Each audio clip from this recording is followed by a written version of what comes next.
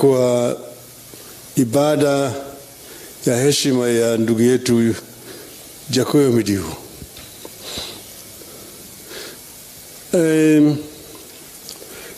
As has already been said, Jakoyo is my younger brother, but is more of a friend than even a brother. Last time I talked to Jakoyo was on a Thursday, and that Thursday we had lost a sister, Jakoyo's elder sister. And that is when he called in the evening, so we were talking, and he told me I have come back into Nairobi.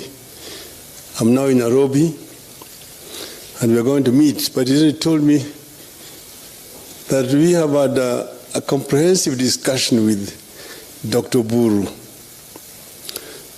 Because this month of June, we have had several deaths in the family. We had Madaraka Day, a celebration in Kisumu on the 1st of this month. The weekend, that was a Tuesday. That weekend, on Friday, we buried a grandmother, and then on a Saturday, a grandfather. But before they died, we lost an uncle, who was then buried the weekend after, Saturday. Before he was buried, we lost a sister, Jakoyo's elder sister. So she was herself buried last Saturday. Now, Jakoyo was telling me that, look, because these tragedies are too many, you have agreed with the Buru that you, meaning myself, I should not attend them because of the risk of attracting so many people coming to the funeral and infections, COVID. So he said that we have agreed that once the situation normalizes, we are going to organize a fitting memorial for all of them. And that was our last conversation with him. I told him I'm going the following day, Friday, to bury Kalembe Ndile, Kibwezi. I will then proceed to Mombasa, and we will meet on my return back to Nairobi. And I told him I'll be coming back on Monday.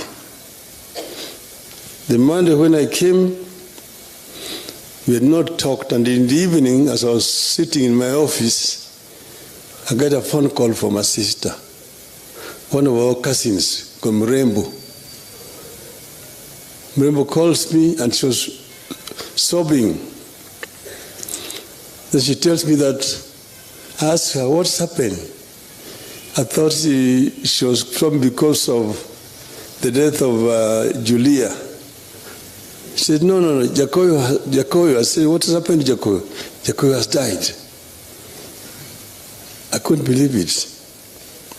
She told me that we went to see him at his Nairobi hospital, at the ICU. We talked with him. Then we left him there, we said farewell. And as we walked out of the hospital, a few minutes later, we were called to rush back to the hospital. And when we went back, he was dead. So I rushed to Nairobi Hospital at the ICU, and I found Jakoyo lying there. He was actually smiling. And I thought I could talk to him, but he was dead. I didn't even know how to conduct myself.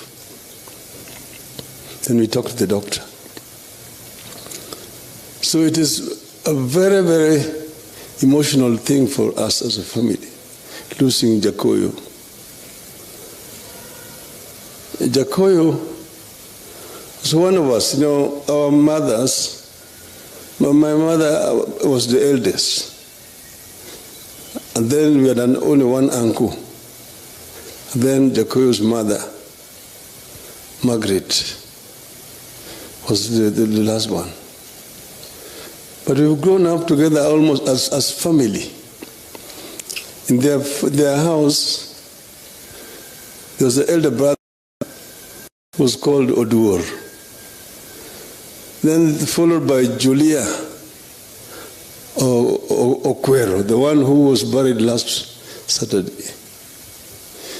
Then the professor, Jakoyo Midiwo, is called Kingi, because he was born when King George died. Then there was a girl called Akinyi. Then there's Aoko Midiwo Odembo. Then thereafter there's Jalango. Jalango basically in the Luo means Kalenjin. Then there was the Jakoyo. And then after that there was the late Akotha. They were 8, we were 9. But our uncle had 30. Because he said he was the only son, he wanted to make up for what his father did not get. So our uncle had 3 wives. The first wife gave birth to 12 children. 6 boys, 6 girls. The second wife gave birth to 10 children. 5 boys, 5 girls. The third one gave birth to 8. 4 boys, 4 girls. So ended up with 30 children, 15 boys, 15 girls. That was our uncle, who followed the tradition of our grandfather, was a great soccer player. Now Jakoyo, we brought him up, me and Jack, and eventually he went to the United States and studied the way it's written there in his obituary.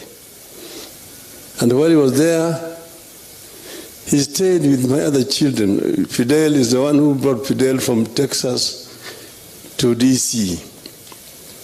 Then he also stayed with my other daughter, Rosemary. Rosemary is not here today because she's on a safari out of the country.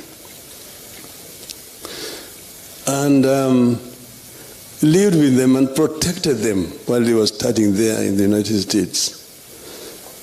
So there's so many intimate things that you've done with Jakoyo. When he came back here, he was in business. Then he told me he wanted to get into politics. He had been involved in politics when he was still a student in the United States.